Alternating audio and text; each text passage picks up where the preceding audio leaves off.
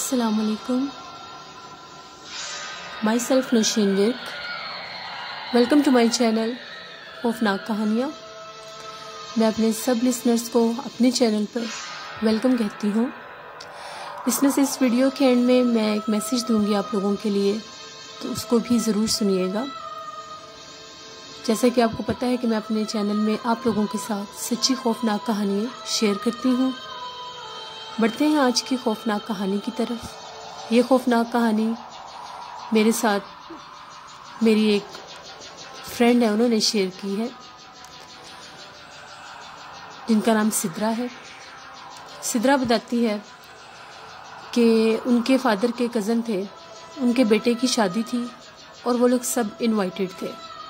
جھنگ سے آگے کوئی گاؤں تھا جہاں پر ان لوگوں نے شادی میں جانا تھا.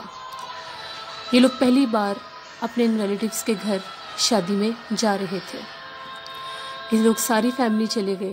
جب یہ سب لوگ وہاں پر شادی میں پہنچے، گاؤں کے کلچر کے مطابق سب بہت اچھا ارینجمنٹس تھے.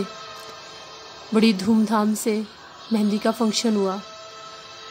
جو ان کے ریلیٹیوز تھے ان کا گھر بہت بڑا نہیں تھا، اس لیے انہوں نے بہت سے جینٹس کا سونے کا انتظام گاؤں میں موجود ایک حویلی میں کیا تھا. یہ حویلی گاؤں کے باقی گھروں سے تھوڑی ہٹ کے فاصلے پر تھی اور اس کے ارد گرد کوئی اور گھر نہیں تھا. یہ حویلی کافی عرصے سے بند تھی، مگر گاؤں میں کبھی کسی کو ضرورت پڑتی تھی تو اس حویلی کی چابی ان کو دے دی جاتی تھی. اس حویلی کے جو مالکان تھے وہ کافی عرصے سے ابراڈ میں شفٹ ہو چکے تھے، اس لیے یہ حویلی بند ہی رہتی تھی. گاؤں کی ایک بہت ہی ایماندار فیملی تھی جن کے پاس اس حویلی کی چابی ہوا کرتی تھی. تو جب بھی کسی کو ضرورت پڑتی تھی، کوئی شادی کا فنکشن یا کسی کا کوئی اور مسئلہ ہوتا تھا جس کے ارینجمنٹ کے لیے زیادہ جگہ کی ضرورت ہوتی تھی، تو اس حویلی میں موجود ایک دو کمرے خالی یوز میں لے آتے تھے لوگ. اسی طرح ان لوگوں نے بھی اسی حویلی کے 2 کمرے اپنے یوز کے لیے لے لیے کہ ہمارے گیسٹ وہاں پر سو جایا کریں گے. شادی کے دنوں میں بہت شدید سردیوں کے دن تھے، جنوری کی راتیں تھیں، شدید ٹھنڈ تھی. سدرا بتاتی ہے مہندی سے جب ہم لوگ فری ہو گئے تو سب جینٹس کو یہ کہا گیا کہ ان کے سونے کا انتظام حویلی میں ہے. سدرا کے بھائی کا نام علی ہے، وہ بھی ان میں شامل تھا. علی بتاتا ہے کہ جب ہم لوگ اس حویلی میں گئے تو ابھی ہم لوگ کافی زیادہ لوگ تھے اور بھی لڑکے تھے کافی زیادہ. تو ہم لوگوں نے آگ جلا کر حویلی کا جو باہر صحن تھا ادھر ہم لوگ بیٹھ کر گپ شپ کرنے لگ گئے. اور بھی بہت سے مہمان آئے ہوئے تھے، کچھ ہماری جان پہچان والے تھے، میرے کزنس تھے، ہم لوگ سب بیٹھے ہوئے تھے، آگ جلا کر آگ سیک رہے تھے. بہت شدید ٹھنڈ تھی مگر وہ جو ٹائم تھا وہ بہت اچھا لگ رہا تھا. اچانک سے علی کی نظر حویلی کے اوپر چھت پر پڑی تو اس کو وہاں پر دیوار کے اوپر ایک سایہ سا نظر آیا، کیونکہ حویلی کے صحن میں جو لائٹ آن تھی اس کی روشنی اوپر چھت تک جا رہی تھی. اس کو ایسا فیل ہوا جیسے چھت کی دیوار کے پاس کوئی کھڑا ہے.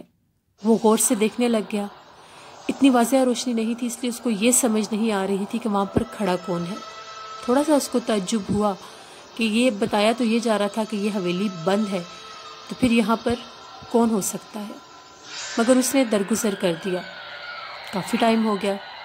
سب نے یہی ڈیسائیڈ کیا کہ ہمیں سونا چاہیے. حویلی میں موجود وہ جو 2 کمرے تھے وہ آمنے سامنے تھے.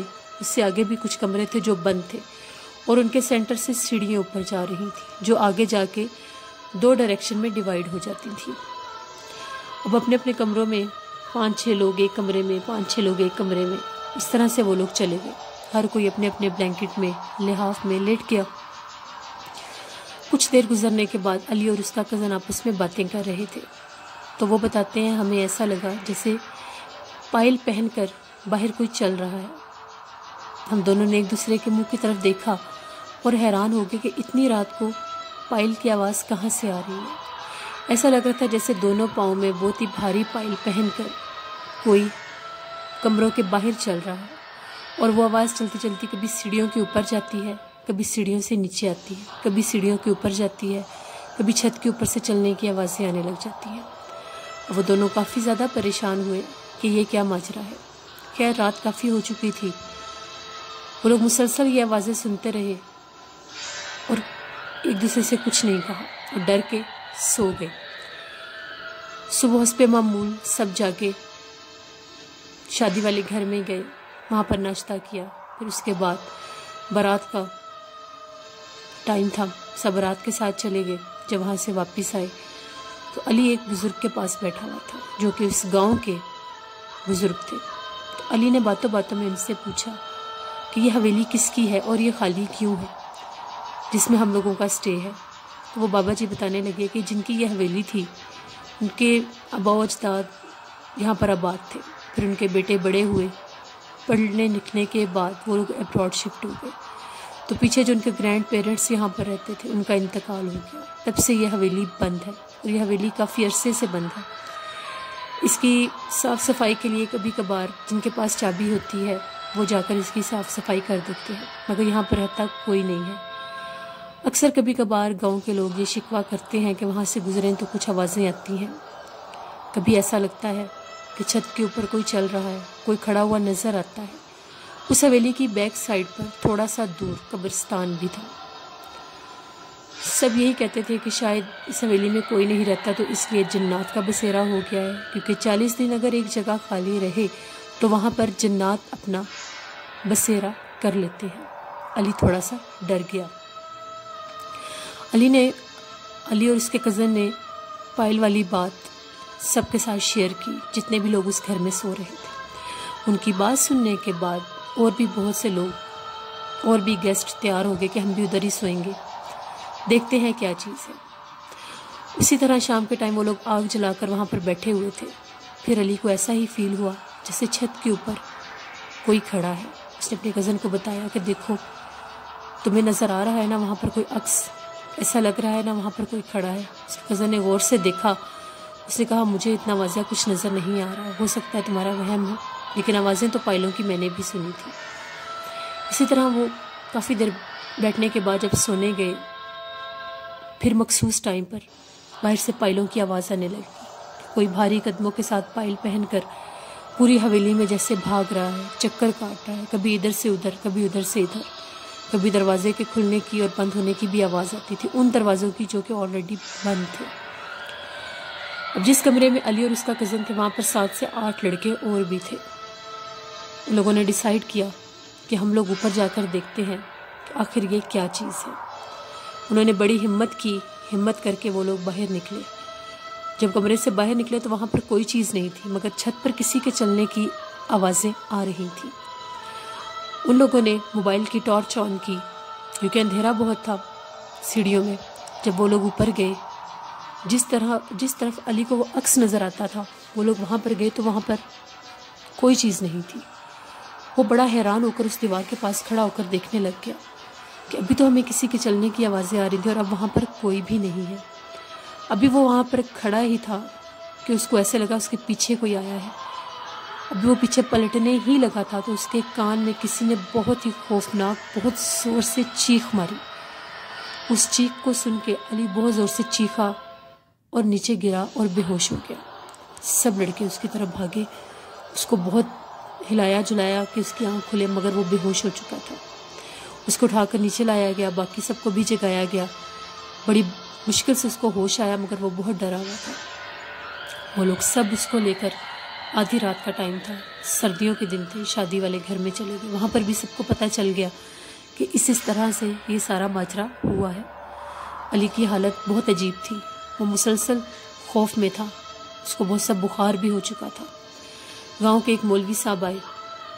اب ٹائم اتنا زیادہ گزر چکا تھا کہ اذانیں شروع ہو گئی تھی۔ گاؤں میں جیسے کہ لوگ جلدی جاگ جاتے ہیں، اور یہ ایسا واقعہ ہوا تھا کہ سب جاگ گئے تھے۔ تو مولوی صاحب آئے، انہوں نے دم کیا اس کو، انہوں نے اس سے ساری بات پوچھی، جیسے کیسے اس نے ساری بات ان کو بتائی۔ تو مولوی صاحب نے کہا کہ اس حویلی میں کسی چڑیل کا بسیرا ہے، تم لوگ اس کو ڈسٹرب کرنے اس کے پیچھے گئے تھے، اس کے تعقب میں گئے تھے، اس لیے اس نے تمہیں ڈرایا ہے۔ تمہاری زندگی لمبی تھی جو تم بچ گئے اور تم اپنے کزنوں کے ساتھ، اگر تم اکیلے ہوتے تو وہ تمہیں زندہ نہ چھوڑتی۔ سدرا بتاتی ہے میرا بھائی آج بھی اس گاؤں میں جانے سے ڈرتا ہے، اور وہ کہتا ہے وہ بہت ہی خوفناک رات تھی، اس کی چیخ بہت زیادہ خوفناک تھی۔ اب بھی کبھی مجھے خیال آتا ہے تو میں رات کو جاگ کے ڈر جاتا ہوں، پھر آیت الکرسی پڑھنے لگ جاتا ہوں کہ کہیں دوبارہ زندگی میں وہ چیخ مجھے نہ سنائی دے۔ اور یہ تھی آج کی خوفناک کہانی۔ مجھے ضرور بتائیں آپ کو میرے چینل کی خوفناک کہانیاں کیسی لگتی ہیں۔ میری سٹوریز کو ویوز تو بہت زیادہ مل رہے ہیں، کافی لوگ میری سٹوری کو ویو کر رہے ہیں، تو میری ان سب سے یہ ریکویسٹ ہے کہ جب آپ میری سٹوریز کو ویو کرتے ہیں، سنتے ہیں، تو میرے چینل کو سبسکرائب بھی کریں۔ مجھے آپ لوگوں کی کوآپریشن کی ضرورت ہے، مجھے زیادہ سے زیادہ سبسکرائبر چاہیے۔ میرے چینل کو ضرور سبسکرائب کریں، میرے ویڈیوز کو لائک کریں اور اپنا فیڈ بیک مجھے ضرور دیں۔ انشاءاللہ نیکسٹ کسی ویڈیو میں ضرور آپ لوگوں سے ملاقات ہوگی۔ دعاؤں میں یاد رکھیے گا۔ Thank you for watching. اللہ نگہبان۔